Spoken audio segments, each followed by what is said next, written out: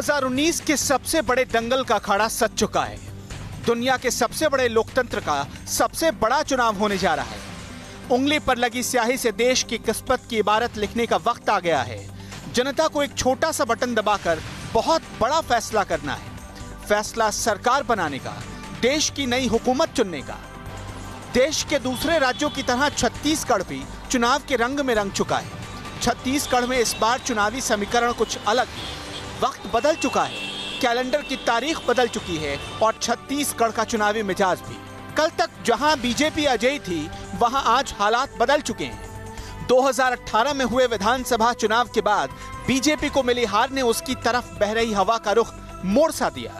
BJP 2018 की हार का बदला लेने को बेताब है, तो कांग्रेस विधानसभा में मिली जीत को आगे बढ़ाना चाहेगी। इसलिए छत्तीसगढ़ का चुनावी संग्राम बेहद रोमांचक होने वाला है। छत्तीसगढ़ में कहा जाता है, जिसने बस्तर और सरगुजा को साध लिया, उसने पूरे छत्तीसगढ़ को साध लिया। इस बार के हुए विधानसभा चुनाव में कांग्रेस को सबसे ज्यादा मैंडेट इन्हीं दोनों जगहों से मिला है। भारतीय जनता पार्टी ने पिछले लोकसभा चुनाव में 11 में से 10 सीटें हासिल की थी। इस बार जहां जहां भारतीय जनता पार्टी के लोकसभा सांसद है, वहां वहां कांग्रेस ने विधानसभा में बम्पर जीत हासिल की है। बेहद दिलचस्प होगा इस बार का लोकसभा चुनाव। बीजेपी इसमें कितना बेहतर कर पाती है और अपनी 10 सीटें कैसे बरकरार रख पाती है, यह अपने आप में बड़ी चुनौती होगी। आज हम आपको छत्तीसगढ़ के अलग अलग हिस्सों में लिए चलेंगे, ये बताने के लिए कि जनता का मूड क्या कहता है। लेकिन उससे पहले जरा छत्तीसगढ़ को समझते हैं। यहाँ कुल 27 जिले हैं। यहाँ की आबादी 28 लाख से ज्यादा है। यहाँ लोकसभा की 11, विधानसभा की 90 और राज्यसभा की 5 सीटें हैं। फिलहाल लोकसभा की 10 सीटों पर बीजेपी और 1 सीट पर कांग्रेस का कब्जा है। छत्तीसगढ़ की 11 लोकसभा सीटों के लिए 3 चरणों में मतदान होने हैं। पहले चरण में 11 अप्रैल को बस्तर लोकसभा सीट, 18 अप्रैल को महासमुंद, कांकेर और राजनांदगांव, उसके बाद 23 अप्रैल को बची हुई 7 लोकसभा सीटों में वोट डाले जाने हैं। राज्य बनने के बाद ऐसा पहली बार होगा जब भारतीय जनता पार्टी राज्य में विपक्षी भूमिका में है और इस बार लोकसभा चुनाव की 11 सीटों पर मतदान होने हैं। छत्तीसगढ़ की राजधानी है रायपुर। ये छत्तीसगढ़ की वीआईपी सीट है। छत्तीसगढ़ के मुद्दे इसी शहर से तय होते हैं। इसी रायपुर में प्रदेश सरकार का पूरा अमला बैठता है। रायपुर को स्मार्ट सिटी में गिना जाता है। रमन सिंह के कार्यकाल में नया रायपुर भी खूब चर्चा में आया।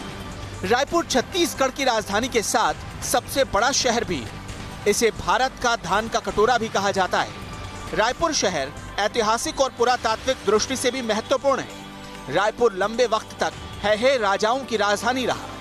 9वीं शताब्दी के बाद रायपुर अस्तित्व में आया। रायपुर सीट को बीजेपी का गढ़ कहा जाता है, लेकिन 2018 के विधानसभा चुनाव में बीजेपी को मिली शिकस्त के बाद समीकरण बदल चुके हैं।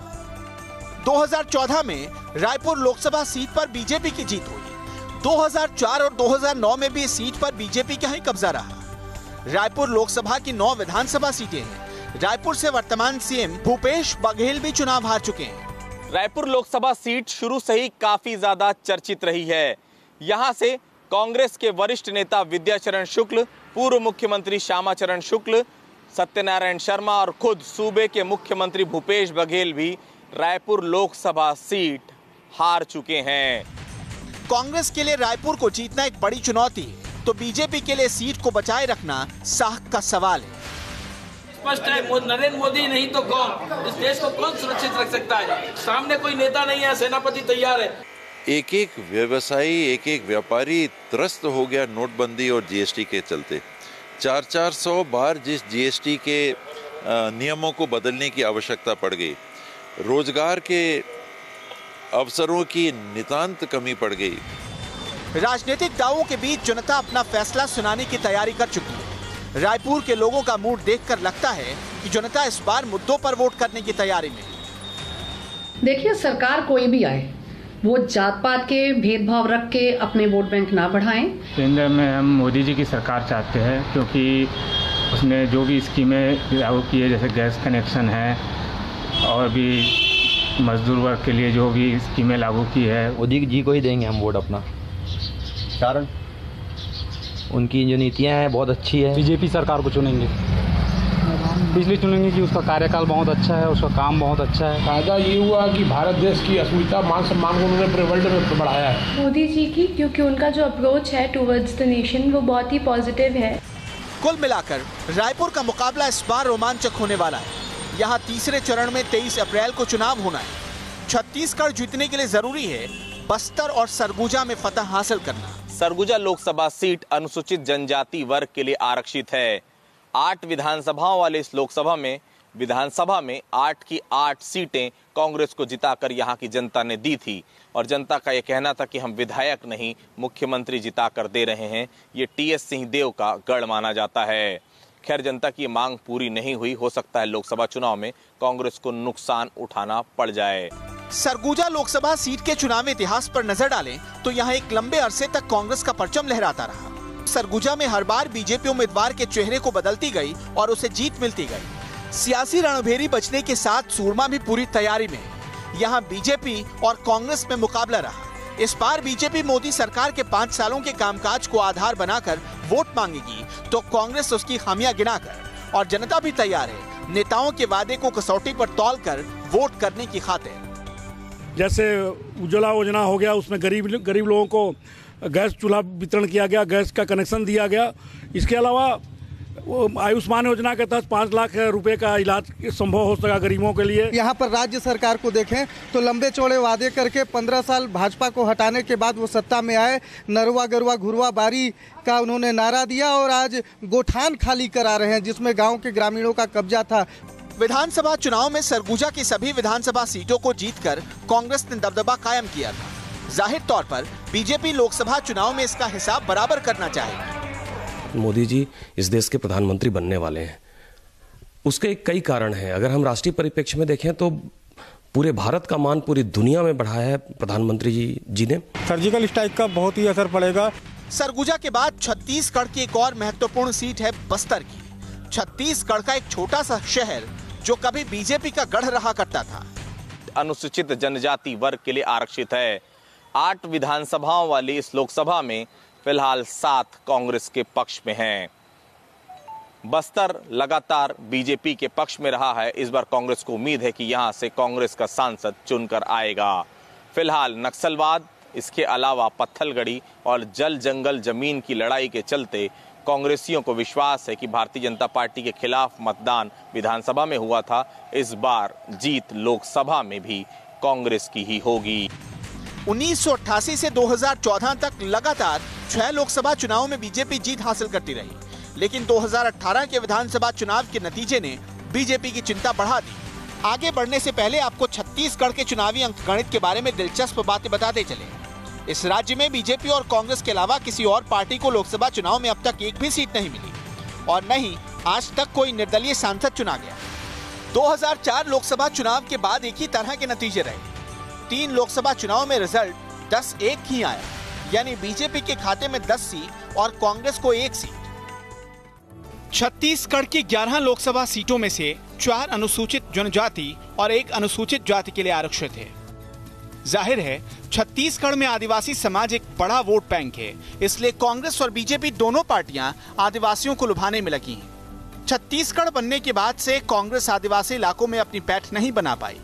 2004 के लोकसभा चुनाव में कांग्रेस के टिकट पर अजीत जोगी ने महासमुंद सीट जीती। 2009 में चरणदास महंत ने कोरबा सीट जीती थी और 2014 में दुर्ग सीट पर ताम्रध्वज साहू जीते थे। कांग्रेस एक बार भी सरगुजा, कांकेर, रायगढ़ और बस्तर जैसी अनुसूचित जनजाति वाली सीटें नहीं जीत पाई, इसलिए इस बार कांग्रेस इन्हें जीतने के लिए पूरा जोर लगा रही है। इसी कोशिश में छत्तीसगढ़ की भूपेश बघेल सरकार ने आदिवासी नेता कवासी लखमा को मंत्री बनाकर बस्तर के 6 जिलों का प्रभार सौंपा है। दूसरी तरफ बीजेपी भी बस्तर इलाके में अपनी पकड़ मजबूत बनाए रखने के लिए हर मुमकिन कोशिश में जुटी है। बस्तर इलाके से आदिवासी नेता विक्रम उसेंडी को बीजेपी ने प्रदेश अध्यक्ष बनाया। उसेंडी अभी कांकेर लोकसभा सीट से सांसद हैं। छत्तीसगढ़ राज्य के गठन के बाद से बीजेपी ने आदिवासी इलाकों में अपनी पैठ बनाए रखी है, लेकिन पिछले साल के विधानसभा चुनावों ने बीजेपी का पूरा गणित बिगाड़ दिया है।